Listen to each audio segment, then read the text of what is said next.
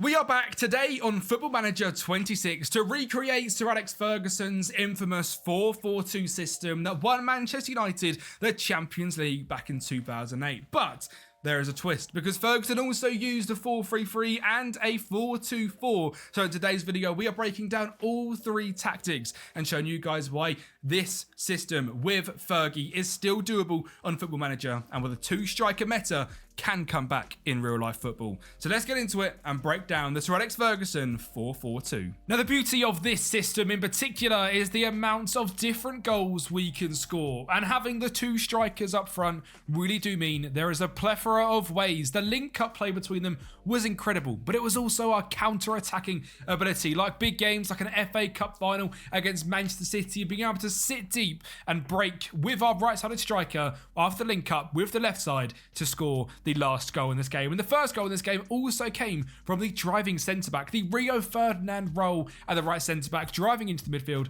finding Mbumo playing as that right winger, who switched over to the left-hand side, and the goal doesn't quite go in, but because we've got them two strikers, we were able to poke home to give us the lead in the FA Cup final. We then go on to the early rounds in the FA Cup. We have Sir Alex playing in that Cristiano Ronaldo role on the right-hand side, with the deep lying forward sends a lovely ball out to the right-hand striker, who beats his man and finds the deep lying forward once again in the box to fire home. And we overall just scored a whole bunch of different goals. The deep lying forward didn't just link up play, he was also able to run in behind. We also managed to recreate the Paul Scholes role in the midfield with his direct passing. This one didn't quite result in the perfect pass, but you can see what we are trying to do. Have one midfielder go direct, have one keep things short. And Paul Scholes' position also scored a bunch of goals from the outside. The final place we scored a bunch of goals from was the left-hand side, having Luke Shaw act as Patrice Evra and in this case Patrick Dorgu act as Ryan Giggs. We were able to hang balls into the edge of the box and score lots from there too. And now, of course, it is time to break down the tactics. Now, we have the initial 4-4-2, the base formation, which will be available to everyone, and then the exclusive ones that are available on the Patreon, which we will still go through in today's video, but only downloadable down below, is the defensive 4-3-3, which was used in the big European away games by Alex Ferguson, and then a more attacking 4-4-2 for them games we're really going to score some goals. But we should start this with the bog standard, the 4-4-2. Now, this is a realistic tactic recreation, so I'm telling you now, you're not going to go and win the league instantly with this base United team. I will show you results where we just simulated with the 4-4-2 and where we simulated with the two other variations, so you can see how necessary they are to also implement, as the 4-4-2 can get countered quite easily on Football Manager, which is also why out of possession we have had to drop these two central midfielders down to DM. Now, that is not the most realistic thing that could possibly happen. I would much rather they were sitting in central midfield, but we would concede like 7 goals a game sometimes, which is just outrageous. Quick break, because if you guys love rebuilding clubs, you're going to absolutely love this. Footium is a fully fledged football management game where you can play for completely free for an entire season, or buy yourself a starter club where you can also challenge up against other online football managers. Think of it like Football Manager, but online against other managers rather than the AI. The best part is that it scratches the same itches as Football Manager, whether that's tactics, developing players through training, or even having your very own youth academy. You can develop a club from the ground up.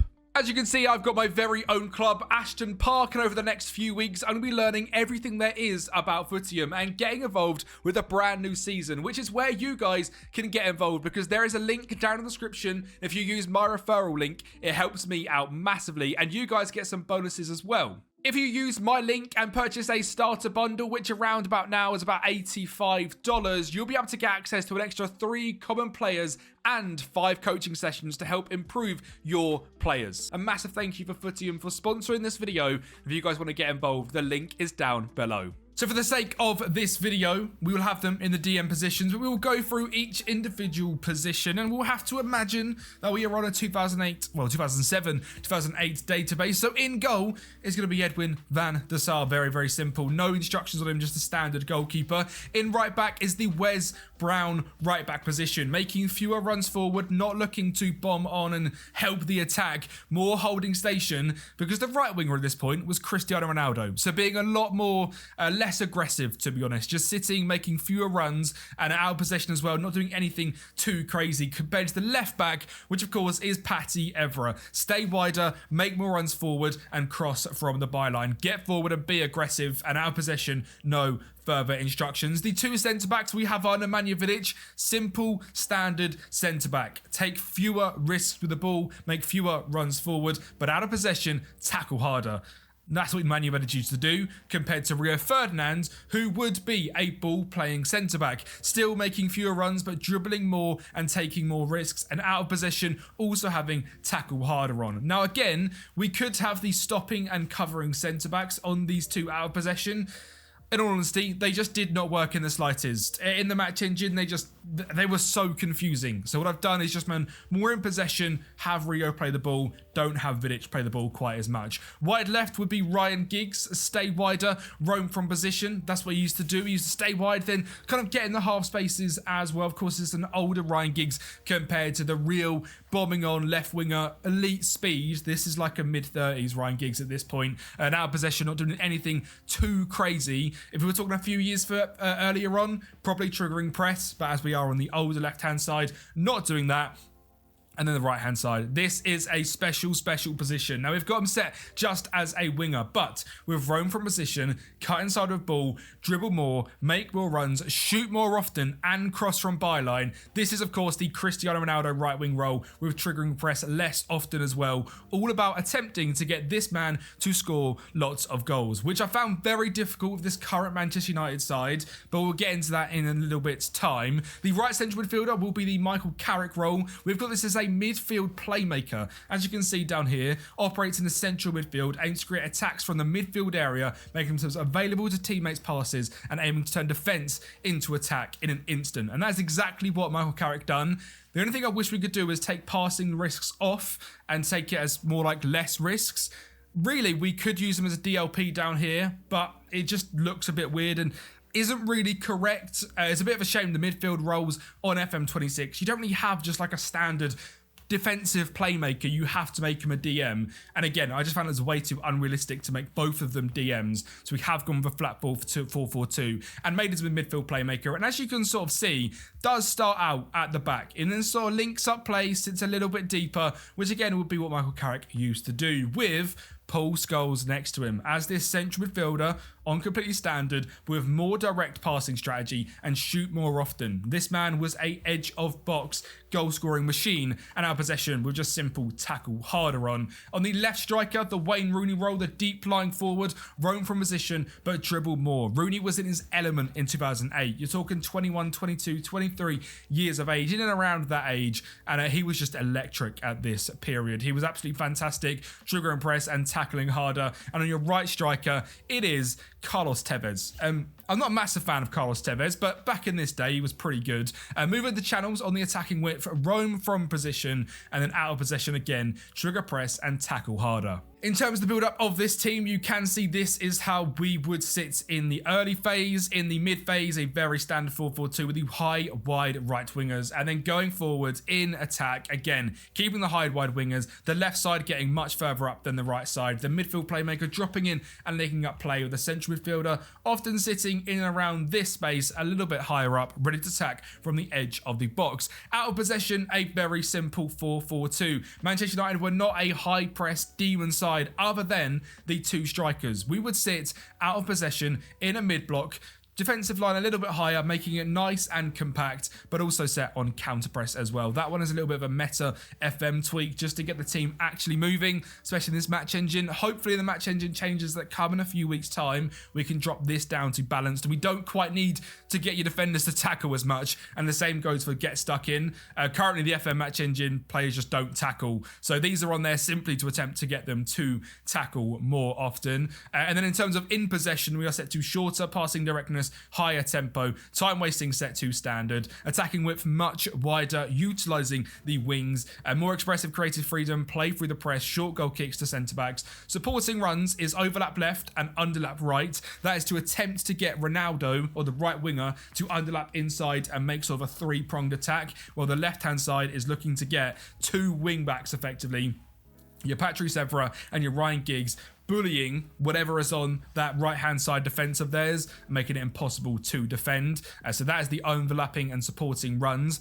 Dribbling is set to balanced, progress through both flanks, of course, pass reception balanced, patience standard, shots from distance balanced, crossing style balanced, and goalkeeper distribution speed set as balanced. And that is the bog standard 4-4-2 tactic, which if you just simulate with this tactic, you get results which look a little bit like so. By no means a bad tactic in any way. Like I said, a 4-4-2 is a very kind of outdated system to be used in possession in real life football. Having two strikers often just isn't the way forward, especially in the Premier League in this current era. You know, we're looking at, like long ball meta and throw-ins and set pieces, etc. Having two strikers like a Rooney and a Tevez, or in our instance, Cunha and Šeško, was a little bit difficult. I have to say, defensively, we're getting torn apart quite a lot. You can see we conceded 44 goals this season, scored 70, which is a good sign. But overall, just locking in the 4-4-2 tactic, it was okay. 5th place in the Premier League, getting Champions League football with this current United side with no transfers isn't bad at all. And we also won the FA Cup, beating Manchester City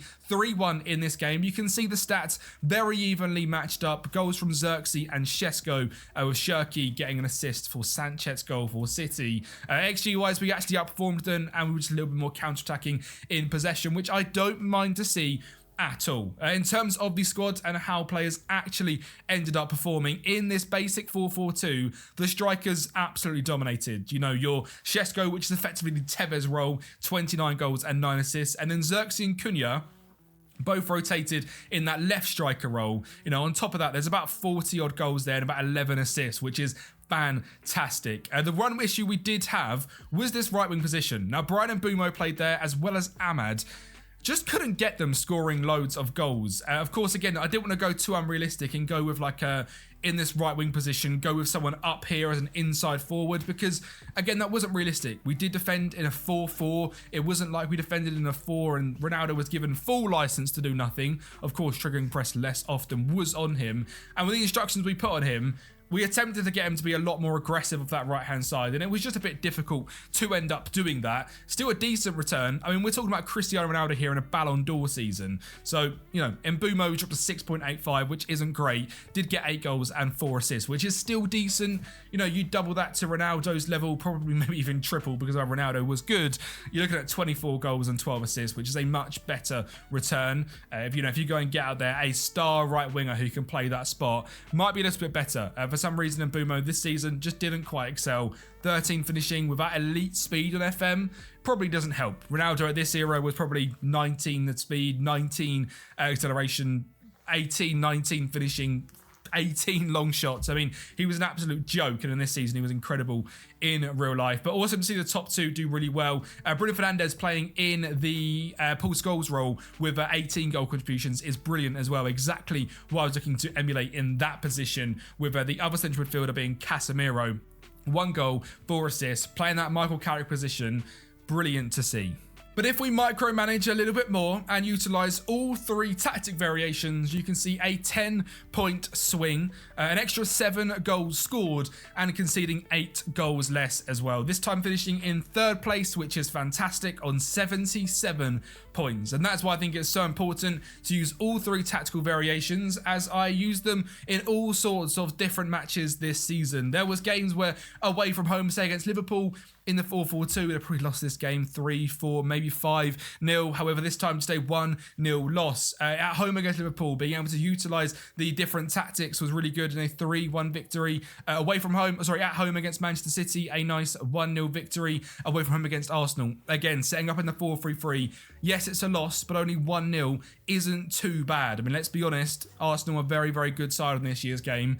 1-0 was not bad at all. And then sort of in the late stage of the season as well, just managing to win a few games by decent margins. Ended up losing in the FA Cup to Brighton 3-1, but did win the Carabao Cup in a 4-3 game against Spurs, who are getting one of the better teams on this year's FM. But lifting a trophy still the same, and obviously getting 3rd rather than 5th is really good to see. And like I said, it is because we used all 3 different tactical variations, switching into the 4-3-3 in hard games and moving into our 4-2-4 in the easier games. In terms of goals, a very very similar story. Benjamin Sesko, 29 goals, 3 assists, and the two other strikers getting 30 combined goals and 13 assists. Of course, a few less games for them because of the games we switched in to the 4-3-3, but an overall really good return. Bruno Fernandes playing in the Scholes role, doing bits, and Mbeumo off the right-hand side, pretty much the exact same, 15 goal contributions. Dorgu actually played a lot of games as that left wing back, 11 assists and 4 goals for him is awesome. And Ahmad also playing as the left mid, managed to get 14 assists and 3 goals this side, which is brilliant. So really happy with how the tactic performed when we were switching into the different formations, and we will go through them right now. This is the 4-3-3, this is the defensive variation, this is the one for away from home games in Europe or against Liverpool, Arsenal, City, Spurs, Chelsea, them tough games we're looking to counter-attack teams, which again is what we've done so well in real life and why we're able to win a Champions League in this season. The goalkeeper, no different whatsoever. I believe the whole back line is no different whatsoever in possession or out of possession, which is really good because that makes it really simple for me. The base at the defence is a DLP in the midfield. Simply no further instructions on him other than the standard, and out of possession, just simply absolutely standard defence midfielder on them. Two central midfielders, the left-hand side, no further instructions, not looking to play more direct, not looking to shoot from the edge of the box, just looking for bog standard central midfielders, just sitting in front of the midfield, running the channels, doing what they do best, just keeping that midfield three. The left-hand side, Ryan Giggs, stay wider, not running from position though, keeping that width on the left-hand side. And again, no further out-of-position instructions. But of course, Ronaldo has to have everything because it's Cristiano Ronaldo. Absolutely mental stuff on this right winger. Again, very similar to what we had on the other one, but staying wider rather than roaming from position. Out of position, again, triggering press less often. With the sole striker up front, moving into channels, roaming from position, being busy up there, we didn't have a target man back in the day. It was Tevez and Rooney. So Rooney would sometimes play off the left, Tevez up front, interlinking quite nicely, triggering press and tackling